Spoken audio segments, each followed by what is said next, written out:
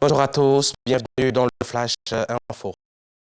Après une longue pause du fait de la pandémie de Covid-19, le 8e dîner de gala de la Fondation Children of Africa s'est tenu hier soir au Hôtel Abidjan, Hôtel Ivoire, un dîner pour la cause des enfants qui a enregistré la présence de nombreuses personnalités et célébrités. Tout à l'heure, dans le 13h, nos reporters nous feront revivre à cet événement d'envergure.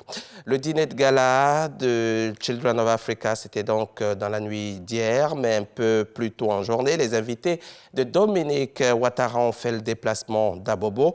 La première dame a tenu à leur présenter un établissement scolaire bâti par la Fondation Children of Africa, un groupe scolaire qui a vu le jour grâce aux fonds mobilisés lors d'un précédent dîner de gala. Direction Abobo avec Mahama Traoré.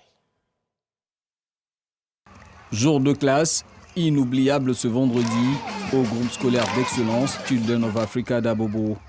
Une pléthore de stars et de personnalités de haut rang visitent l'établissement à la grande joie des écoliers.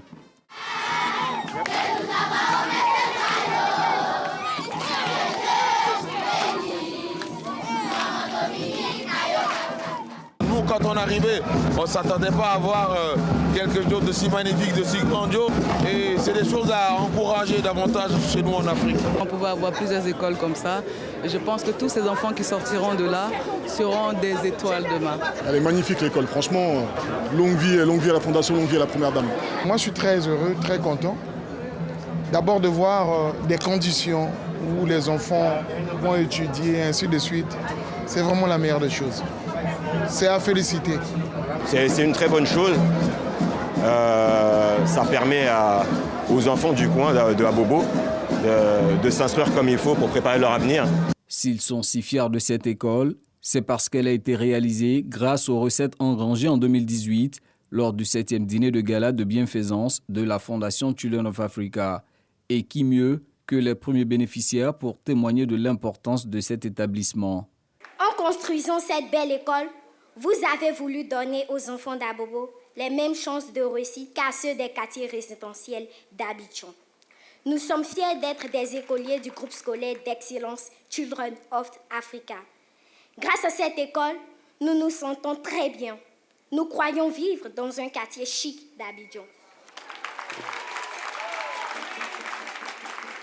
Nous ne cesserons pas de vous dire merci, car elle est très belle et elle nous rend énormément service parce qu'elle est entièrement gratuite. Des élèves fiers de leur école, des parents soulagés de frais de scolarité, la première dame Dominique Ouattara, initiatrice du projet, ne peut être que comblée. Chers donateurs, chers amis de la Fondation, le bel édifice que nous contemplions ce jour est le symbole de l'égalité des chances à l'école. Il donne accès pour nos enfants à un avenir meilleur, quel que soit leur milieu social, et cela grâce à vous, à votre générosité, votre présence et vos encouragements. Soyez-en infiniment remerciés. Enfin, mes chers enfants, je suis fière de vous. Continuez de bien travailler en classe afin d'être toujours les meilleurs et de vous construire un bel avenir quand vous serez plus grands.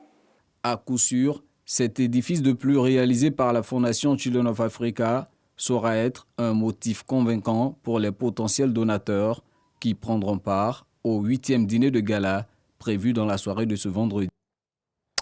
Des combats opposent depuis le début de la semaine les djihadistes de l'EIGS, la branche sahélienne du groupe État islamique, au MSA et au Gatia, deux groupes armés maliens du Nord, signataires de l'accord de paix de 2015. Les affrontements se déroulent dans l'est de la région de Ménaka, près de la frontière avec le Niger. De nombreux civils ont été tués par les djihadistes. De nombreuses familles se sont déplacées vers des campements ou des localités alentours pour fuir les combats et nécessitent à présent une aide d'urgence. Il n'y a toujours aucun communiqué officiel de la part des autorités maliennes de transition sur ces affrontements et ses morts.